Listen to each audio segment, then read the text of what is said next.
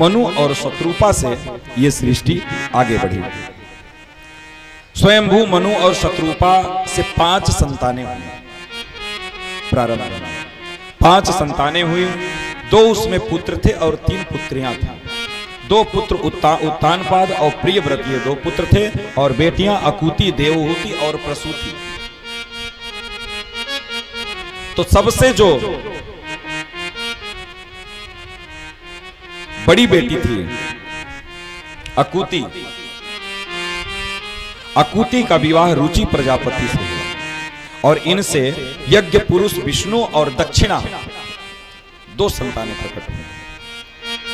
यज्ञ पुरुष के साथ दक्षिणा भी प्रकट हुई, इसीलिए कहा जाता है कि कुछ भी यज्ञ कराइए, कुछ भी करिए, कुछ भी ब्राह्मण भोजन करवाइए, साधु भोजन करवाइए, कुछ भी करवाइए, दक्षिणा जरूर देना चाहिए। दक्षिणा जरूर दें। 1 ही रुपए दक्षिणा, ये मैं नहीं कह रहा हूं कि 5000 दक्षिणा देना है, लेकिन दक्षिणा अपने सामर्थ्य के अनुसार जरूर देना चाहिए। लेकिन हम लोग किसके सामर्थ्य के अनुसार देते हैं? सामने वाले के सामर्थ्य के अनुसार।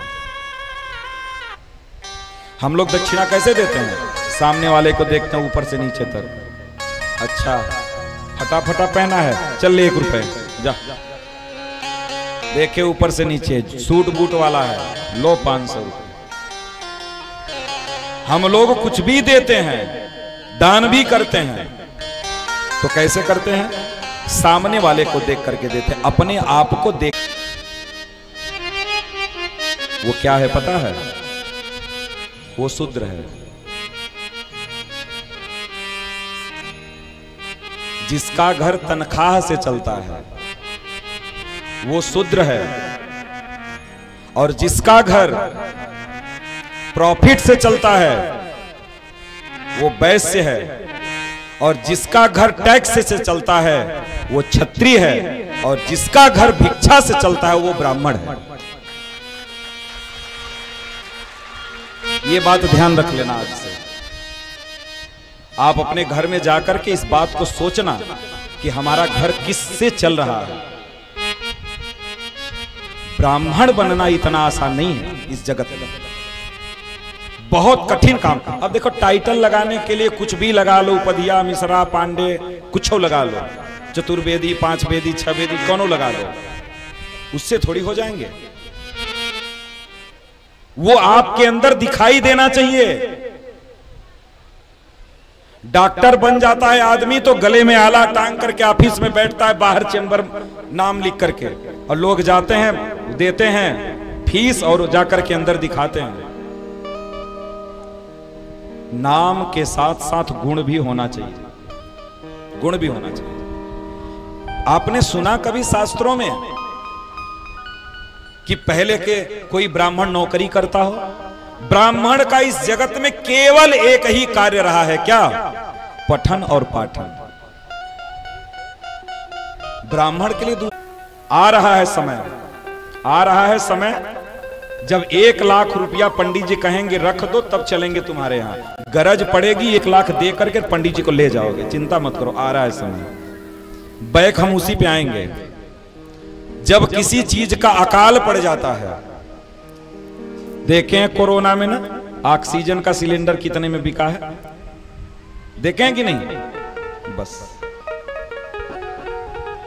कोई दाम नहीं था उसका महाराज, लाख रुपए भी देने से ऑक्सीजन सिलेंडर नहीं मिल रहा था। जब कोई चीज मिलना बंद हो जाएगी तब उसकी आवश्यकता हमको समझ में आएगी, तब मुंह मांगा आप दाम देंगे और अपना काम करवाएंगे।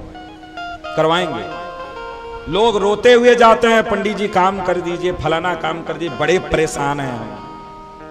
रोते हुए लोग जाते हैं, ये समस्याएं तो खत्म होने वाली है नहीं, खत्म कभी नहीं होगी। इसलिए कोई ब्राह्मण बालक बेचारा आए आपके घर तो कम से कम उसको उचित दक्षिणा दीजिए, जिससे कम से कम उसके परिवार का पालन पोषण हो जाए, जिससे वो अपने ब्राह्मणत्व को बचा करके रख सके, वो सुरक्षित रख सके अपने ब्राह्मणत्व को। इसलिए उचित दक्षिणा देना, क्योंकि ब्राह्मणत्व को नष्ट भी किया जा सकता है और ग्रहण भी किया जा सकता है।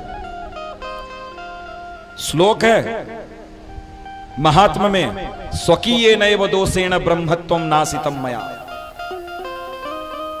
अपने दोष से ब्राह्मणत्व तो चला भी जाएगा और ब्राह्मणत्व को ग्रहण भी किया जा सकता, पाया भी जा सकता। विश्वामित्र क्षत्रिय थे, भजन करके ब्रह्म ऋषि कहलाए, तो ब्राह्मणत्व को पाया भी जा सकता है और खोया भी जा सकता है।